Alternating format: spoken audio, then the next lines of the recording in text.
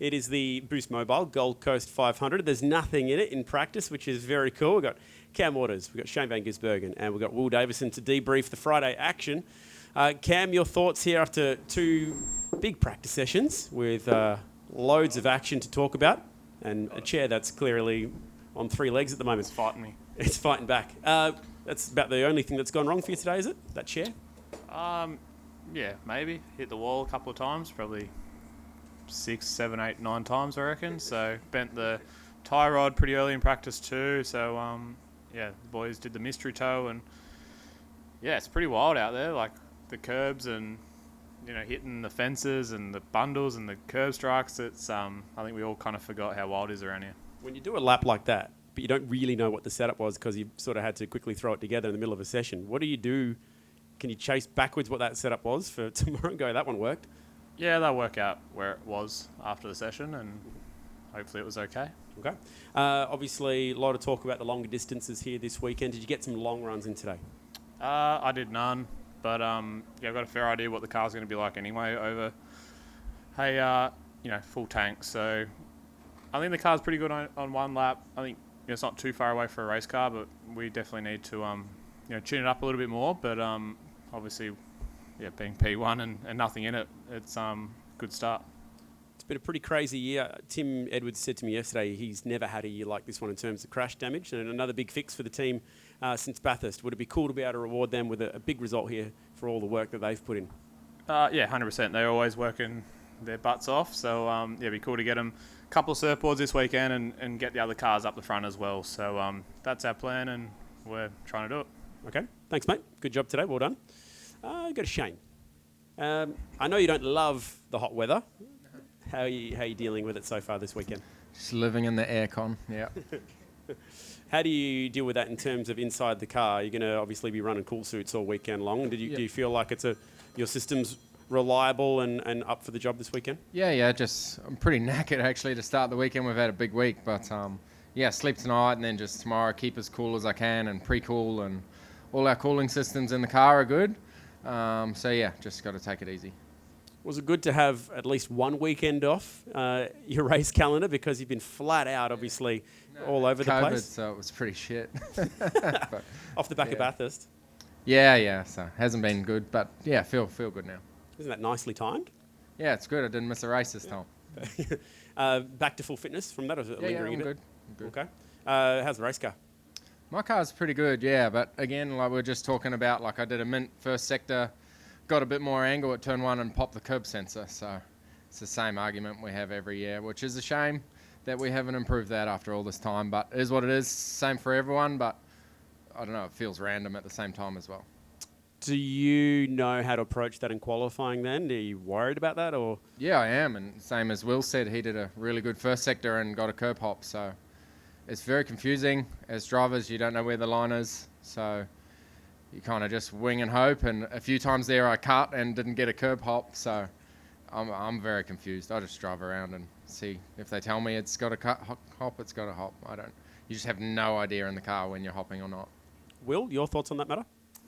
Today was one of the more confusing ones I've had here over the years. It's an issue. We collectively are all trying to find a good solution. So don't want to sit here and shit can it too much, but it was very frustrating from my end today.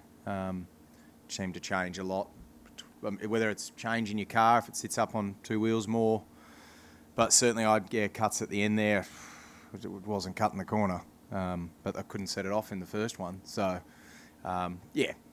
it was annoying. It is annoying because I literally drove around the new tyres and you're just thinking about how not to set it off, and you don't really know where your reference is. So you just go conservative in the end just to get a lap on the board. So it's been annoying because it's fun it's really fun through the chicanes. The cars sit up beautifully, but it's sometimes, it's just a bit of a lottery.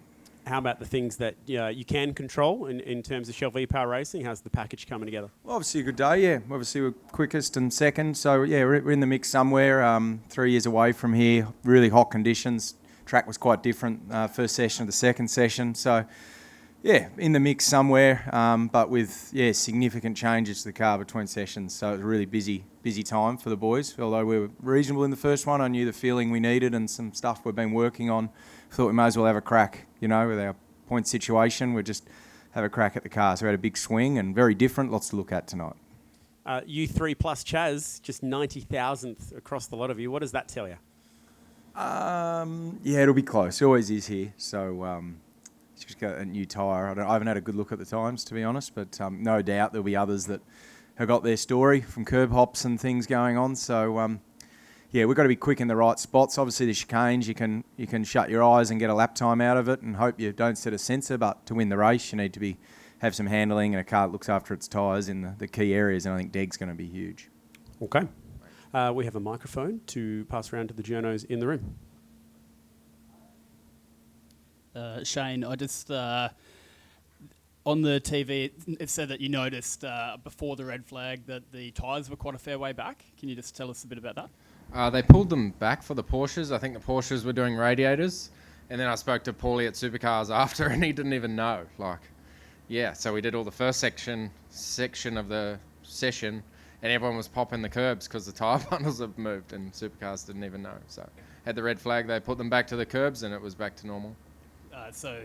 Yeah, I mean, hopefully that kind of thing doesn't happen again, I guess, just for consistency's sake. Yeah.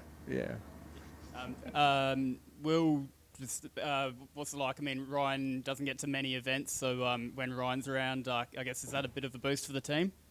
I mean, we see Ryan all the time, so obviously, not really nice to see him here. He loves it. He really loves it. He comes into work, and when he's in race mode and going on, he gets a big lift. He's very, very passionate about the team. So, really cool to see him here today, and obviously Scotty around as well. So, I think a few of the boys definitely happy to see him, and it was good. It's good to see Ryan.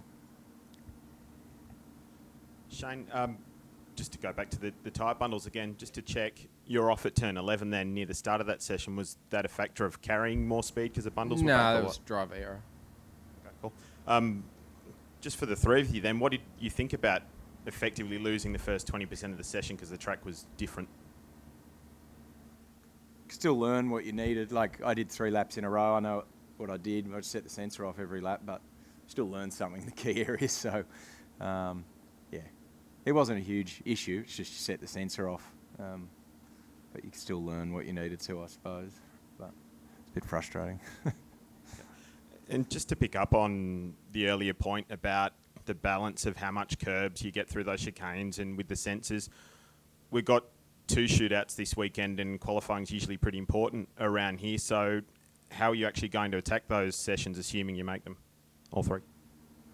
We'll just guess and hope that we don't set them off, to be honest. So I think that's the frustrating thing that the point that we're trying to make is, we drive the car to a point everywhere. If we're braking or when we turn or where we pick up the throttle, we kind of dictate where all that is. But with the curbs, we feel like we can't, set them off consistently and drive to that. So we're all doing different things, and they're all setting off at different times, and we can't drive to them consistently. I think that's more what we're trying to get at. Shane, we heard from Jamie in that session that Triple Eight have sold a car to Peter Adderton for a Gen 3 car for next year, and Peter Adderton says that he wants to put Richie Stanaway in it. Cool. Your thoughts on getting Richie back? And obviously we saw him at Bathurst, but you've always had thoughts on Richie and how he's going? Yeah, I think he's a different person to a couple of years ago, and you saw the way he drove, and even the way he looks fit and committed and just smiling. That's the biggest thing, and that's the Richie I know from years ago. So, he got pretty shut down at the end of his Supercars career, I guess, by the media, and listened to the fans and media stuff too much, where he should have just been himself. And, to see him smiling and the way he performed, and I think Murph's been a good person to have around for him. It was awesome. And, I don't know Peter Adderton very well, but, the way he's supporting Richie, it's really awesome to see, and hopefully it works out there on the grid next year. Peter said on air today that he's also hoping to get some technical support from Triple Eight and work closely with them. That could even mean that you and Richie could be in data sessions together, or maybe even working together. Does that excite you? Yeah, for sure.